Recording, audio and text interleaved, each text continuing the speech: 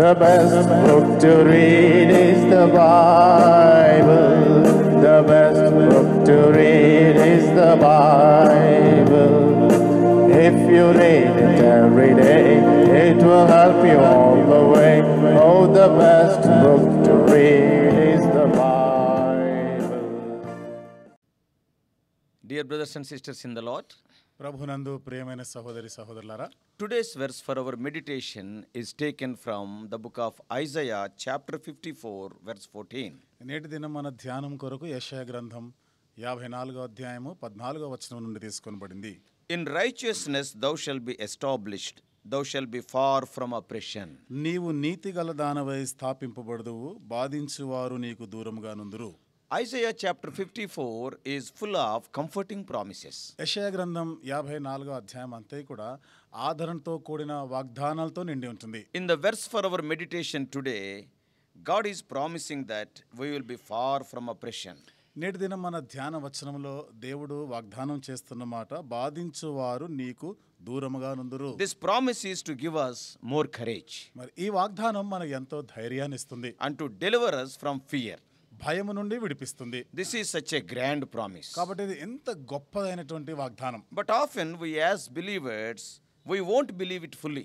అయితే తరచుగా విశ్వాసులముగా మనం పూర్తిగా దీనిని నమ్మము. If we really believe this, నిజంగా మనం వీటిని నమ్మినట్లా our faith will keep us free from unwanted anxiety, fear and stress in life. కాబట్టి మనకున్నటువంటి విశ్వాసం అనవసరమైనటువంటి ఆతురత, భయము, చింతల నుండి మనల్ని విడిపిస్తుంది. Coming to the verse for today, ఇక నేటి దిన వచనానికి మనం వస్తాం. we can understand that the qualities of God, that is the righteousness and the prosperity, go together. కాబట్టి దేవుని యొక్క లక్షణాలు అంటే దేవుని నీతి, దేవుని యొక్క అభివృద్ధి రెండు కలిసే వెళ్తాయి. ఎప్పుడు To have lasting prosperity, we must be established in the righteousness of Lord Jesus Christ. నిరంతరం మనం వృద్ధి పొందుతూ ఉండాలి అంటే మనం ఎల్లప్పుడూ కూడా దేవుని యొక్క నీతి యందు స్థాపించబడి ఉండాలి. If we have this righteousness, we are already prosperous. ఒకవేళ మనం ఈ నీతిని గాని కలిగి ఉన్నాడలా మనం ఇప్పటికే మనము అభివృద్ధి చెందిన వారమే. The word established gives great comfort. కాబట్టి స్థాపించబడుట అనేటువంటి ఈ మాట మనకు ఎంతో గొప్ప ఆదరణ ఇస్తుంది. It speaks of stability and firmness and fixity. కాబట్టి ఇది మనకి స్థిరత్వం గురించి, పటుత్వం గురించి, ఇక మనము నిలకడగా గట్టిగా ఉండే దాని గురించి మాట్లాడుతుంది. This word gives us guarantee that righteousness cannot be taken away from us. కాబట్టి నీతి మన నుండి తీసివేయబడదు అని ఈ మాట, ఈ వచనము మనకి ఎంతో భరోసా, నిశ్చయతనిస్తుంది. What is the meaning of oppression? చూడండి, బాధించబడుట, అణగద్రొక్కబడుట అంటే అర్థం ఏమిటి? To keep down by the cruel and unjust use of authority. కాబట్టి ఈ అధికారాన్ని దుర్వినియోగం చేస్తూ, క్రూరత్వాన్ని ఉపయోగిస్తూ అణచివేయడం. From this definition, we understand that the devil is the ultimate oppressor of God's people. ఈ నిర్వచనం నుండి మనకు అర్థమయ్యేది, సాతానుడు దేవుని ప్రజలని వాడు ఎప్పుడు బాధిస్తూ అణగద్రొక్కేవాడుగా ఉన్నాడు. It speaks of our spiritual warfare. ఇది మన ఆత్మీయమైనటువంటి యుద్ధం గురించి మాట్లాడుతుంది. When we are made righteous by the blood of Lord Jesus Christ, ప్రభువైన యేసుక్రీస్తు రక్తం ద్వారా మనము నీతిమంతులుగా తీర్చబడినప్పుడు, and when we are established in it, మనం దాని యందు స్థిరపరచబడినప్పుడు, then no force can withstand the power we believe in.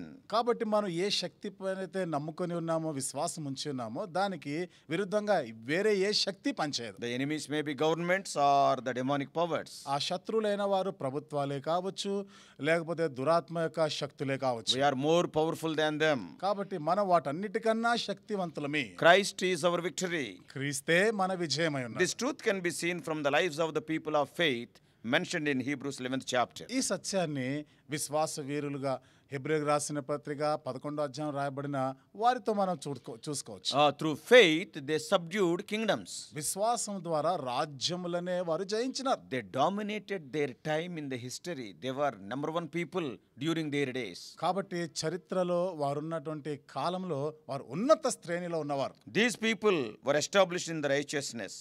వీరు నీతి యందు స్థాపించబడి ఉన్నవారు. They functioned in the earth with heavenly laws. వారు చూడండి, పర సంబంధమైనటువంటి ఆ నీతి న్యాయములతో, నియమాలతో ఈ భూలోకంలో పనిచేసిన వారు. They saw the things in the light of God's word. కాబట్టి దేవుని వాక్యపు వెలుగులోనే ఈ సంగతులన్నీ They చూసేవారు. stood by the word which they believed in regardless of what was going around them. కాబట్టి వారి చుట్టూ ఉన్న పరిస్థితులు ఏమైనా కానీ దేవుని యొక్క వాక్యమును నమ్ముకొని ఆధారపడి నడిచిన వారు. Meditate their lives. వారి జీవితాలను ధ్యానం ధ్యానం చేయండి. Terror could not come near them.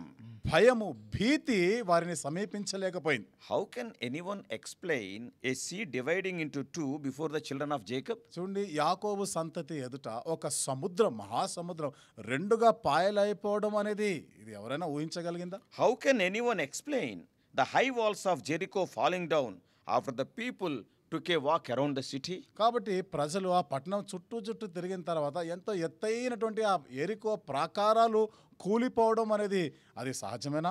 Can anybody imagine it? ఎవరైనా ఊహించగలరా See దాన్ని? the life of David in the Bible. అలాగే బైబిల్ గ్రంథంలో దావీదు జీవితం చూడండి. He won all the wars he fought. తను ఎన్ని యుద్ధాలు చేశాడు, ఆ యుద్ధాలన్నిటిలో జయం పొందాడు. One man subdued all the kingdoms around him.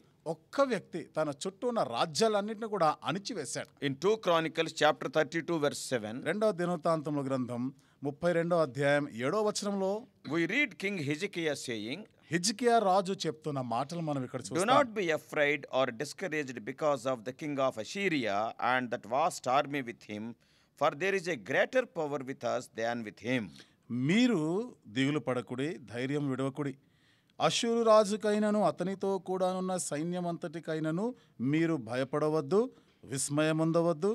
అతనికి కలిగి ఉన్న సహాయము కంటే ఎక్కువ సహాయము మనకు కలదు. When a person is established in righteousness, ఒక వ్యక్తి నీతి యందు స్థాపించబడి ఉంటే such are the brave words that proceed out of his mouth. కాబట్టి ఇలాంటి ధైర్యంతో కూడిన మాటలు వారి నోటి నుండి బయలు వెళ్తాయి. He believes in the greater power than his enemies. కాబట్టి తన శత్రువులకు మించిన శక్తిని ఆయన నమ్ముకున్నాడు. No force can withstand the power we believe in. కాబట్టి మనము ఏ శక్తి పైన ఆధారపడి నమ్ముకొని ఉన్నామో వాటికి విరుద్ధంగా ఎంతటి శక్తి అయినా కానీ పని నిలవజాలదు. Balaam, the Gentile prophet prophesying about the nation of Israel, said, బిలాము అనేటువంటి అన్య జనాంగానికి చెందిన ప్రవక్త ఇశ్రాయేలు ప్రజల గురించి చెప్పిన మాట in Numbers 23, 21 and 22, సంఖ్యాకాండం 23వ అధ్యాయం 21-22 వచనాల్లో, that the Lord his God is with him, and the shout of a king is among them. He hath as it were the strength of an unicorn. 21 and 22. రాజు 21-22 మనం చదువుకుందాం.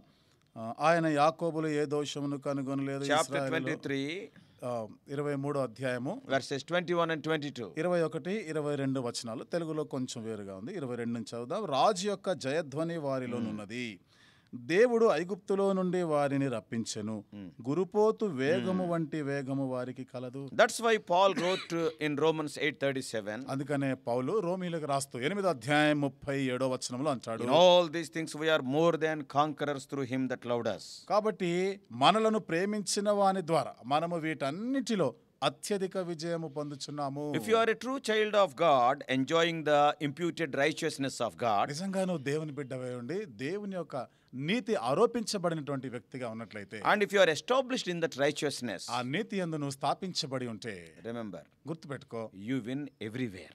నువ్వు ఎక్కడికి వెళ్ళినా విజయం నీదే. You win every time. ప్రతి సమయమందు విజయం నీదే. I tell you, you win every day. నేను ఇంకా మీతో చెప్తున్నాను, ప్రతి రోజు కూడా నువ్వు జయం పొందుతూనే ఉంటావు. Jesus Christ changes the curse into blessing. యేసుక్రీస్తు ప్రభువారు శాపములని ఆశీర్వాదాలుగా మార్చారు. He will change our defeat into victory. మన యొక్క ఓటమిలని విజయముగా మార్చగలడు. Through him we are more than conquerors. ఆయన ద్వారా మనము అత్యధిక విజయము పొందుతున్నాం. I tell you, we will be the victors for the lifetime. ఇంకా నేను మీతో చెప్తున్నాను, జీవితకాలం అంతా కూడా మనం విజయశాలురంగా ఉంటాం. What will be the result? దాని ఫలితం ఏంటి? Hear very carefully. ఇక్కడ మీరు జాగ్రత్తగా వినండి.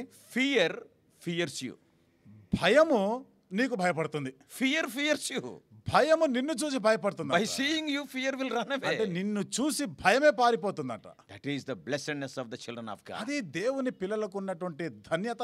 As written in Revelation 12:1, ప్రకటన గ్రంథం 12వ అధ్యాయం మొదటి వచనం రాయబడిన ప్రకారము 12:11, 12వ అధ్యాయము 11వ వచనం, we can overcome all these things by the blood of the Lamb and by the word of our testimony and by loving not our lives till death. వారు గొర్రె పిల్ల రక్తమును బట్టి తామిచ్చిన సాక్ష్యమును బట్టి వానిని జయించి ఉన్నారు గాని మరణము వరకు తమ ప్రాణములను ప్రేమించిన వారు car. No doubt, Satan will always tries to sift you as he desired to sift the disciple Peter. ఏ సందేహం లేదు, సాతానుడు తన శిష్యుడైనటువంటి పేతుర్ని జల్లించినట్లు నిన్ను కూడా జల్లిస్తాడు. But the intercessory prayer of Jesus Christ is always there for us. అయితే యేసుక్రీస్తు ప్రభువారి యొక్క విజ్ఞాపన ప్రార్థన ఎల్లప్పుడూ మన పక్షంగా We ఉంటుంది. read all these things in Luke's Gospel, chapter 22, verse 32. ఈ సంగతులన్నీ కూడా లూకాసు వార్త 22వ అధ్యాయం 32వ వచనంలో ఉన్నాయి. And a beautiful truth to note in this episode is that the prayer of Jesus had not stopped Satan coming to Peter, against Peter.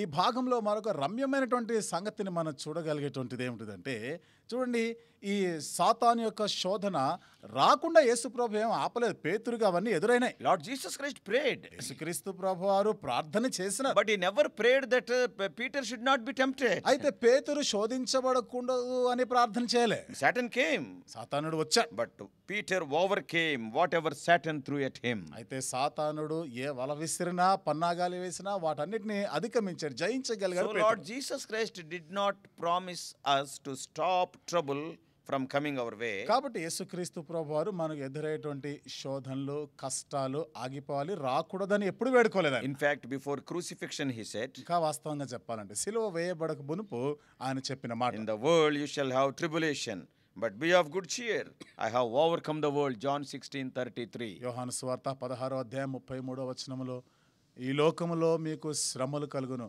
అయినను ధైర్యం తెచ్చుకొనుడి, నేను లోకమును జయించి ఉన్నాను అన్నాడు. What he expects from us is not to cry like little children when we come across trials. మన నుండి ఆయన ఏం ఆశిస్తున్నాడంటే, మనం శోధించబడుతున్నప్పుడు, పరీక్షలు గుండా వెళ్తున్నప్పుడు చిన్నపిల్లల వలె మన ఊరికే ఏడవద్దు, కేకలు వేయొద్దు అంటాడు. But he expects us to overcome Satan just like he did. అయితే ఆయన చేసినట్లుగానే మనమును సాతానుని జయించాలి అని కోరుతున్నాడు. Therefore we need not fear. కాబట్టి మనము భయపడవలసిన అవసరం లేదు. He promised in Isaiah 43:2, యెషయా గ్రంథం 43వ అధ్యాయం 2వ వచనంలో ఆయన వాగ్దానం చేసినారు. when thou passest through the waters, I will be with thee, and through the rivers, they shall not overflow thee. When thou walkest through the fire, thou shalt not be burnt, neither shall the flame kindle upon thee.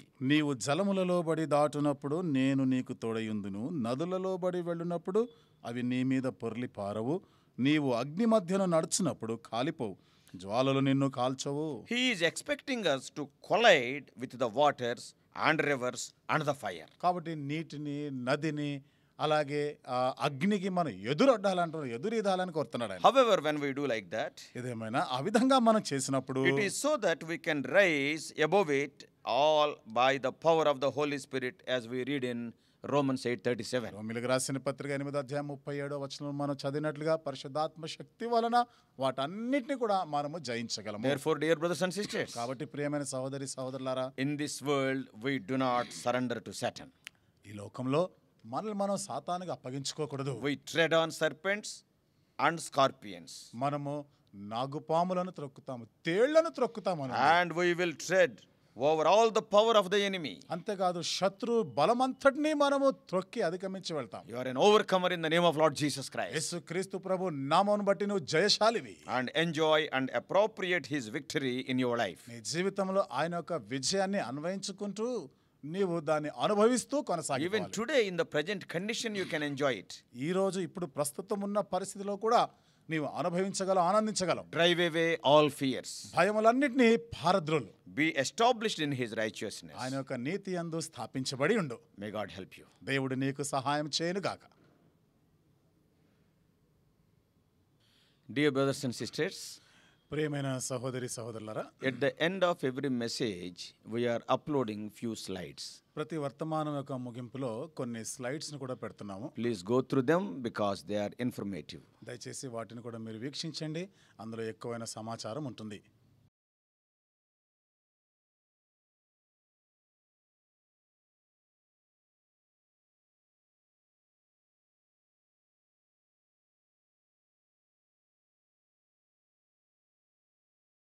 God bless you all. Please subscribe for more spiritual messages on YouTube channel John Victor Hebron.